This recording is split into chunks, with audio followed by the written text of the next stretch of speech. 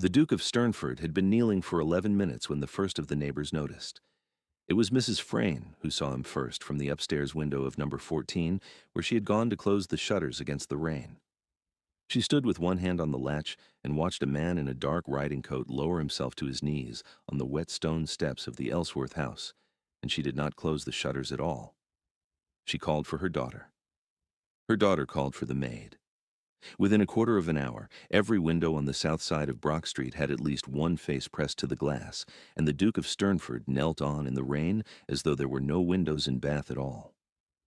Inside the house, Mrs. Oulton heard the commotion from the kitchen passage and came through to the front hall with a tallow candle in one hand and a crease between her brows that had not been there at breakfast. She looked through the narrow pane beside the door and saw him. She set the candle down on the hall table very carefully and went upstairs. Delphine was in the morning room.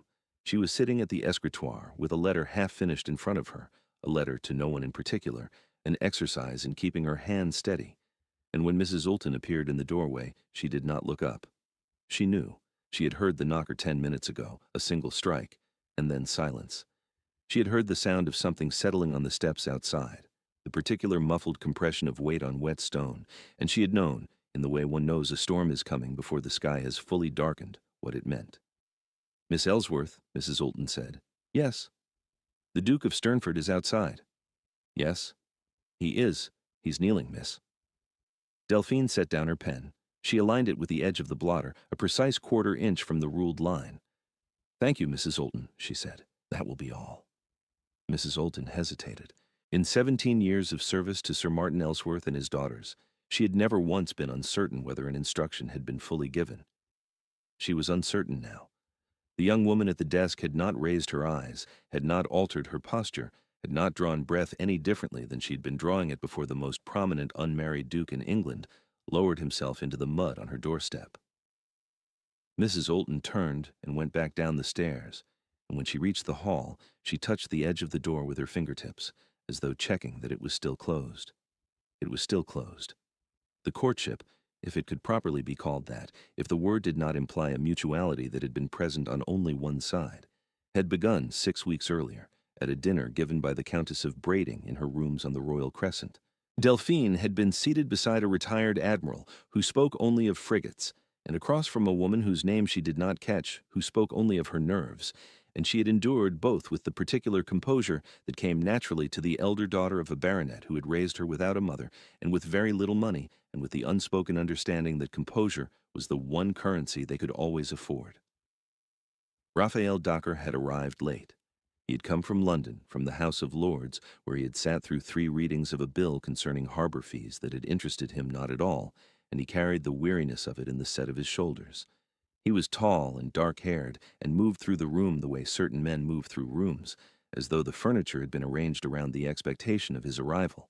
Delphine had watched him from behind the rim of her wineglass, and thought nothing of him except that he walked as though he had never been refused anything, and that this was not, in her experience, a quality that improved upon acquaintance. He had spoken to her after the meal, in the withdrawing room, when she was standing near the window because the fire was too hot and the conversation too close. He had asked her about the book she was holding. She had brought it with her, a small octavo volume of Cowper's letters, because she had learned long ago that a book in hand was a more effective defense than any chaperone, and she had answered him plainly, without the practiced brightness that other women applied to conversations with dukes, and something in his expression had shifted, not softened, shifted, as though a door he had expected to be locked had opened to a room he had not known was there. He called the next day, and the day after, and the day after that. He brought her flowers, winter jasmine, which was not fashionable, and he sat in her father's parlor and spoke to Sir Martin about harbor fees with a sincerity that even Delphine, who was skilled at identifying insincerity, could not fault. He walked with her in the gardens at Sydney Place. He accompanied her to the pump room and stood beside her while she drank the waters and made no comment about the taste, which she found unexpectedly considerate. He lent her books, serious ones, not the novels that men typically pressed upon women they wished to impress, but histories and political essays, as though he believed she might have thoughts about them. She did have thoughts about them. She told him so. He listened. Sir Martin watched all of this with the particular wariness of a father who has very little to offer a duke, and who knows that the distance between a baronet's daughter and a duchess is not measured in miles but in assumptions. He said nothing to Delphine. He did not need to. She understood the arithmetic as well as he did, better perhaps because she had been performing it since she was old enough to understand that their house was smaller than other houses, that their carriage was older, that her dresses were turned and re-trimmed where other women's dresses were simply replaced. But Raphael Dacre, Duke of Sternford, continued to call.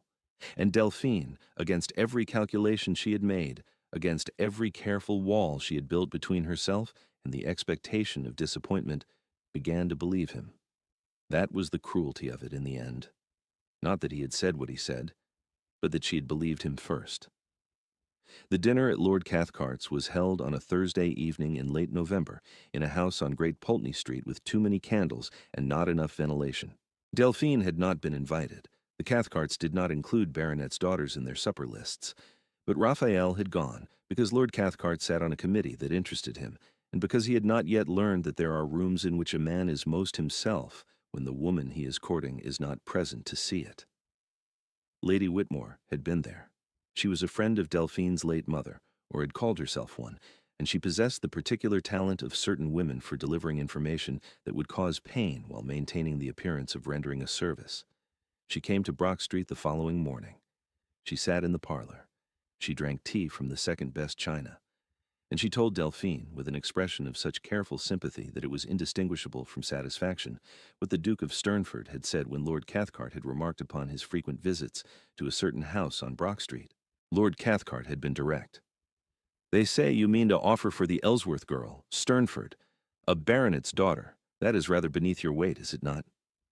And Raphael, who had lent her Gibbon and listened to her opinions on harbor reform, who had sat in her father's parlor and spoken to Sir Martin with what she had taken for respect, who had touched her hand once, at the turning of a garden path, and looked at her as though she were the first real thing he had seen in months. Raphael had laughed. He had laughed, and he had said, "One does not marry for conversation, Cathcart." 7 words. Lady Whitmore delivered them with the precision of a surgeon and the relish of a gossip, and Delphine heard them with her hands folded in her lap and her face as still as a painting. She thanked Lady Whitmore for calling. She showed her to the door. She went upstairs to her room and sat on the edge of the bed and looked at the Cowper letters on her nightstand. The volume he had returned to her with a passage marked in pencil, a passage about the insufficiency of words to carry what the heart means. And she understood, with a clarity that was like cold water, that she had been an entertainment, not a cruelty, not a seduction, an entertainment, something pleasant to occupy the hours between the House of Lords and dinner. One does not marry for conversation. One converses while waiting for the marriage that actually matters, the strategic one, the one that does not require explaining to Lord Cathcart. She packed 2 trunks that evening. She left no note. By morning, she and Rosalind were in the coach to her father's house. They had been staying with their aunt in Laura Place for the season's end, and the rooms on Laura Place were empty, and the winter jasmine he had sent 3 days ago was still in its vase on the hall table, already beginning to brown at the edges. Raphael had called at Laura Place the following afternoon and found it shut. He had sent a letter. It was returned unopened. He had sent another. It was returned. He had sent a third, marked urgent, and it came back with the seal unbroken and a single line from Sir Martin Ellsworth on the reverse. "My daughter does not wish to receive your correspondence, Your Grace. I trust you will respect this." He had respected it for 9 days. 9 days during which, according to his steward Grieve, who had served 3 dukes and seen all manner of behavior from each, the duke did not eat a full meal, did not attend his correspondence, did not go to the House of Lords for the division on the harbor bill he had spent 6 weeks following, and did not sleep in the same room for 2 consecutive nights, moving between the bedchamber, the library, and the study, as though searching for a position in which the knowledge of what he had done might hurt less. On the 10th day, he rode to Bath. Rosalind Ellsworth was 19. She was fair where Delphine was dark, quick where Delphine was measured, and she possessed a directness that Delphine recognized as simply her nature. She came into the morning room 14 minutes after Mrs. Oulton had left it, and stood in the doorway with her arms folded. "He is still there," Rosalind said. "I know. Delphine, he is kneeling, on the steps, in the rain. Mrs. Frane's maid has come to our kitchen door to ask if we require assistance, which is her way of asking what in heaven's name is happening. I know what is happening." "Do you intend to leave him there?" Delphine looked at her sister. There was a stillness in her face that Rosalind knew well, the composure their mother had apparently possessed and that Delphine had inherited or invented. It was the face she wore when she was performing the most demanding calculations of her inner life.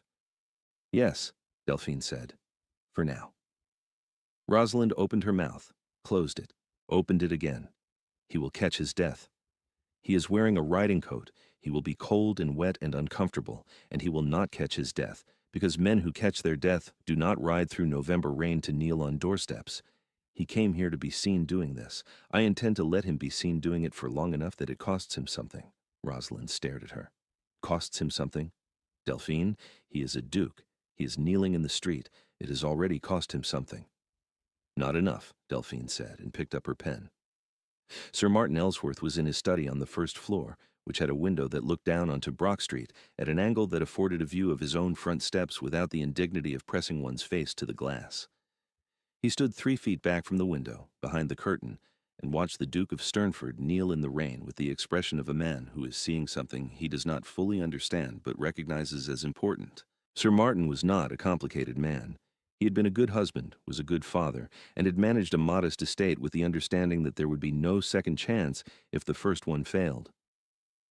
He had watched the Duke court his eldest daughter with a hope he did not permit himself to express, and when Delphine had returned from Laura Place, white-faced and dry-eyed, and told him what had been said at Lord Cathcart's dinner, he had felt that hope collapse into a tired certainty, that the world arranged itself as it always had, with men like the Duke on one side and families like the Ellsworths on the other, and that the distance between them was not bridged by winter jasmine or marked passages in books of letters.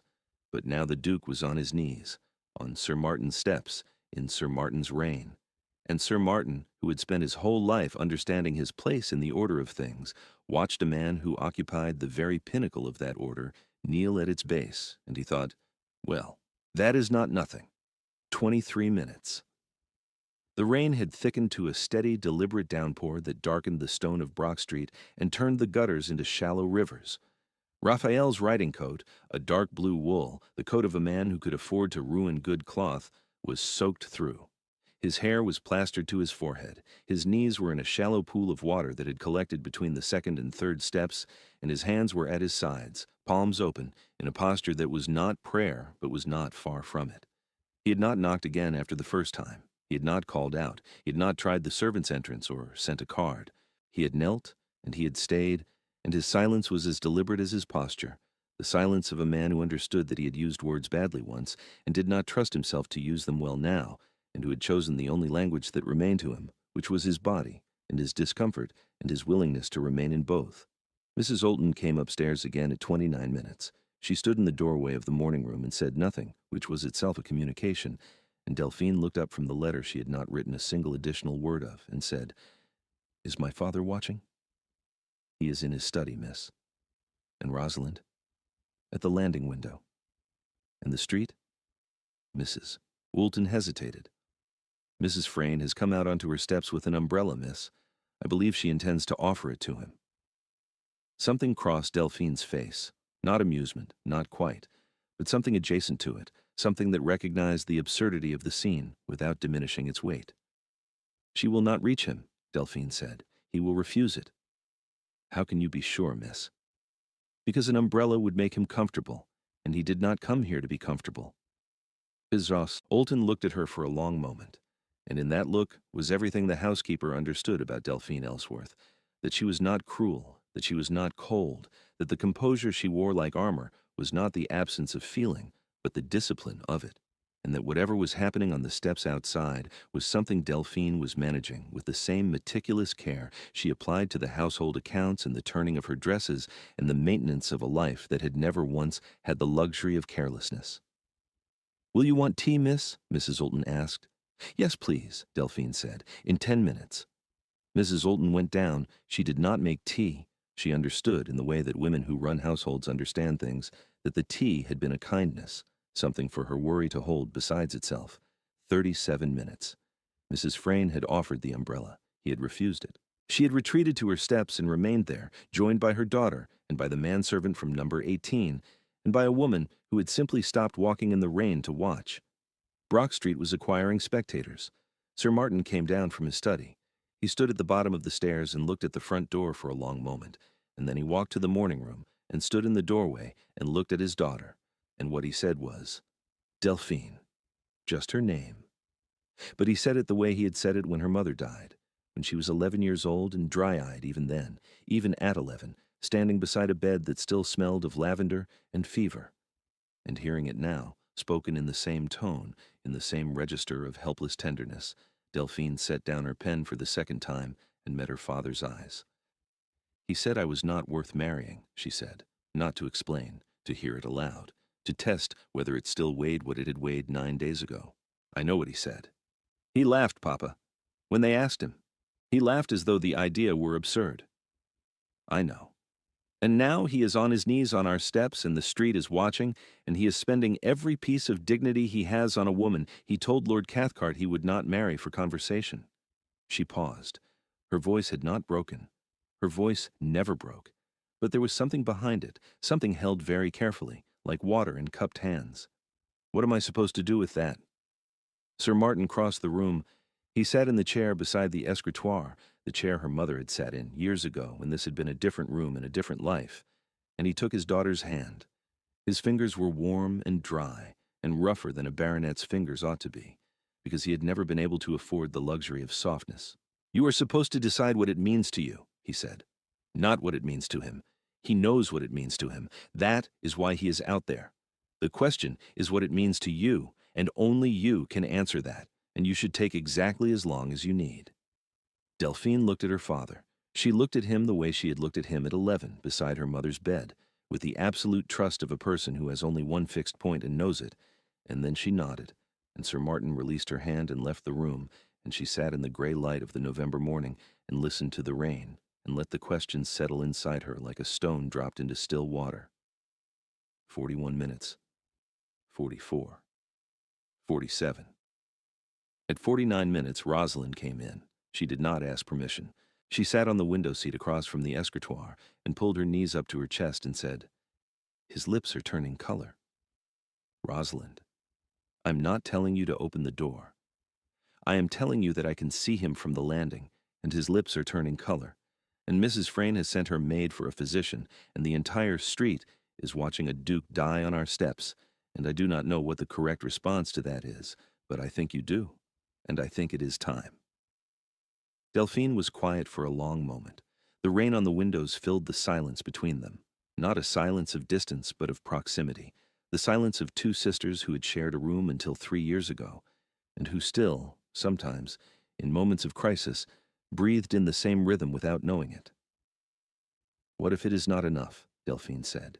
She said it so quietly that Rosalind almost did not hear it. What if what is not enough? This, the kneeling, the rain. What if it is a performance? What if he goes back to London and sits at another dinner and they ask him about the mad morning he spent on a doorstep in Bath and he laughs again? What if the laughter is who he is and this is the aberration? Rosalind looked at her sister. She looked at the face she had known her whole life, the composed face, the careful face, the face that had learned not to want things too openly because wanting was expensive and they had never had the currency for it. And she said the truest thing she knew. Then you will survive it. You have survived everything. But Delphine, what if it is not a performance? What if you leave him out there until the question is no longer answerable because he has gone home or simply understood that the door will never open? You will survive that too, but you will wonder. And you are not a woman who does well with wondering. Delphine closed her eyes. She pressed her fingertips to the edge of the desk, the smooth, worn walnut edge that had been polished by her mother's hands and then by her own, and she felt the house around her, the house that had held her through every loss and every calculation, the house that had taught her that dignity was the only thing that could not be taken away. And she thought about a man in the rain who was giving his away on purpose, and she understood at last what he was saying. Not I am sorry. Not forgive me. He was saying, I will be worth less for your sake. I will kneel at your level and lower, and the world will see me do it, and I will not care, because the world's opinion of me is the thing I spent instead of defending you, and I am here to show you that I have learned which one I should have spent. She stood. She crossed the morning room. She walked down the stairs, past Mrs. Oulton, who pressed herself against the wall to let her pass, past the hall table where a candle guttered in the draught from under the door. She put her hand on the latch. She opened the door. The cold hit her first, then the rain, fine, driving, relentless, then the smell of wet stone and wet wool, and the particular metallic sweetness of November rain in a city built of limestone. And then she saw him. He was exactly as Mrs. Ulton had described, kneeling, soaked. His riding coat darkened to near black, his hair flattened against his skull, his hands at his sides, palms open, fingers slightly curled. His face was white. Rosalind had been right about his lips. They were faintly blue, the blue of cold that has gone past discomfort into something more honest. His eyes were open. He was looking at the door. He had been looking at the door, she understood, the entire time, not at the street, not at Mrs. Frayne, not at the rain, at the door, as though it were the only thing in Bath. She stood in the doorway and looked at him. She did not step out into the rain. She did not extend her hand. She stood on the threshold, in her gray wool day dress with the mended cuff that she had restitched herself last week, and she looked down at the Duke of Sternford, and the silence between them was so complete that Mrs. Frayne, across the street, stopped breathing. Then Delphine spoke. "Why did you laugh?" 3 words, not an accusation, not a demand, a question. The question, the only one that mattered. Not did you mean it, because meaning was complicated and men were skilled at reframing their meanings after the fact. Not are you sorry, because sorry was easy and cost nothing. But why did you laugh? Why, in that specific moment, at that specific table, when a man asked you whether you intended to marry her, why was your first instinct to make her smaller? Raphael looked up at her. The rain ran down his face and into his collar, and he did not wipe it away. He had been kneeling for 53 minutes, and his body was a single continuous ache from his knees to his jaw, and none of it mattered, because she was standing in the door, and she was looking at him, and he owed her the truth, and the truth was worse than the cold. "Because I was afraid," he said. His voice was rough, stripped, not the voice of a duke, not the measured, resonant instrument he used in the House of Lords and at dinner tables and in every room he had ever entered with the assumption that it would rearrange itself around him. This was the voice underneath that voice, the one that had no title and no precedence and no coat of arms. I was afraid of what it would mean if I said yes, if I told Cathcart that I intended to offer for you, because then it would be real, and if it was real, then I would be a man who had chosen, not arranged, not negotiated, not fulfilled an obligation, but chosen. And the choosing frightened me more than I understood, and so I laughed, because laughter was the easiest way to make the distance between wanting you and deserving you seem like it did not exist. He paused. The rain filled the pause. "I do not deserve you," he said. "I know that. I knew it when I laughed, and I knew it when you left, and I have known it every hour since, but I am not here to argue that I deserve you. I am here to show you that I will do the thing I failed to do at Cathcart's table. I will be seen. I will be seen wanting you, and I will be seen diminished by it, and I will not laugh, and I will not look away. And if you close this door, I will still be here when you open it again, because the only thing I have left to offer you is the willingness to remain." Delphine looked at him. She looked at the rain on his face, and the mud on his knees and the open palms, and she felt the stone she had been carrying, the stone of 7 words spoken at a dinner table, shift inside her, not dissolve, shift, resettle. Find a new position that allowed for the possibility that a man could mean what he said in the rain, even if he had not meant what he said at dinner, and that the measure of a person was not the worst thing they had done, but whether they understood why it was the worst thing, and whether they were willing to kneel in the knowledge of it. "Stand up," she said. He stood. It took him a moment. His knees had stiffened in the cold, and the movement was graceless, unsteady. The Duke of Sternford stumbling on the steps of a baronet's house on Brock Street, in full view of 6 households and a woman with an umbrella. And Delphine watched him do it without helping, because she needed to see him struggle, needed to see the absence of ease in a man who had never been without it. He stood before her, close enough that she could see the water beaded on his eyelashes, and the faint tremor in his jaw, and the way his hands, at his sides, were shaking, not from the cold, or not only from the cold. "You will court me properly," she said. "You will call at this house and sit in my father's parlor and speak to him with the respect he is owed, not because he is useful to you, but because he is my father, and that makes him worthy of it. You will not send flowers. You will come yourself. You will be seen coming. You will not explain to anyone why. and if they ask, you will not laugh. You will say her name and you will mean it. Yes, he said, and if you ever speak of me as though I am less than what I am, if you ever reduce me to a jest at a table, if you ever flinch from the fact of choosing me, I will not wait for Lady Whitmore to tell me. I will know, and I will close this door again, and it will stay closed. Yes, she looked at him.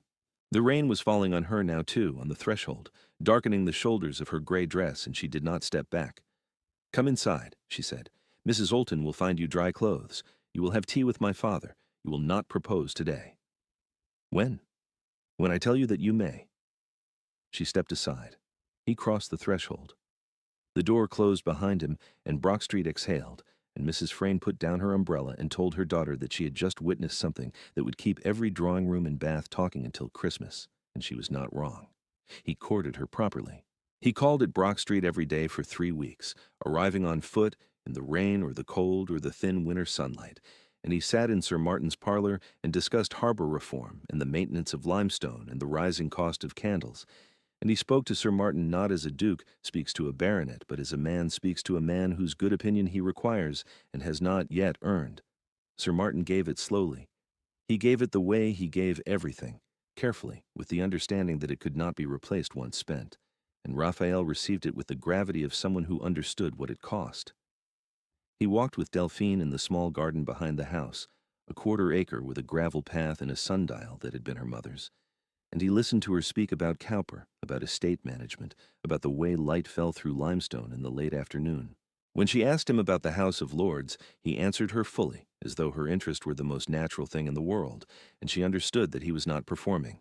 He was showing her who he was when he was not at Lord Cathcart's table. Rosalind liked him. She told Delphine so on the second week, bluntly, over breakfast, and Delphine said, "That is not sufficient reason to marry someone." And Rosalind said, "No, but it is sufficient reason to stop punishing him," and Delphine had looked at her sister with an expression that might, in a less disciplined face, have been a smile. On the 22nd day, she told him he could propose. She told him in the garden, beside the sundial, on a December afternoon so cold that their breath made small clouds between them. He proposed. She accepted. He kissed her hand, bare, gloveless, because she had known this was the day and had chosen to feel it, and his lips were warm against her cold fingers, and neither of them laughed. They were married in January at the church on River Street, in a ceremony attended by Sir Martin and Rosalind and Mrs. Olton and Grieve, who had ridden from the estate for the purpose, and who stood at the back of the church in his traveling coat and wept quietly into his handkerchief because he had served 3 dukes, and this was the first one he had seen marry for love. The painting appeared in the entrance hall of the Sternford estate the following autumn.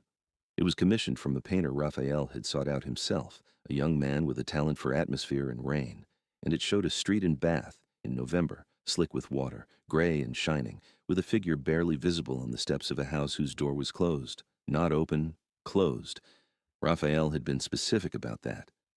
The door must be closed, he had told the painter. That is the whole point. Years later, 3 children later, a son and 2 daughters, all of them possessing their mother's composure and their father's stubbornness in varying and unpredictable combinations, the eldest, a boy named Martin after his grandfather, stood in front of the painting and asked why it was there.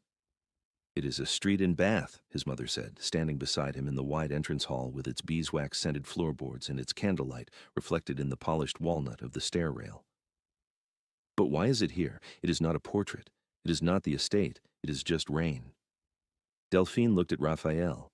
He was standing in the doorway of the library, a book in his hand, Cowper, the same volume, the binding soft now with years of rereading, and he met her eyes, and what passed between them was not a word or a gesture, but a recognition, the kind that does not diminish with time but deepens, the way rain deepens the color of stone. "Your father commissioned it," Delphine said. "It reminds him of something." "Of what?" "Of the day he learned the difference between what is easy to say and what is true." Martin considered this with the seriousness of a 9-year-old who has not yet learned to laugh at things he does not understand. "Was it raining that day?" he asked. "Yes," Raphael said from the doorway. "It was raining considerably." He crossed the hall and stood beside his wife, and she took his hand, the gesture so familiar now that neither of them noticed it, and they looked at the painting together, the closed door, the rain, the figure on the steps, and Delphine leaned against his shoulder, and he held her weight as though it were the lightest and most important thing he had ever carried. Outside, beyond the tall windows of the estate, the November garden was bare and beautiful, and the light was the color of old gold. And somewhere in the house, a door was open that had once been closed, and it had stayed open, and it would remain so. They arrive here, like a door held open against the rain, whenever they are ready.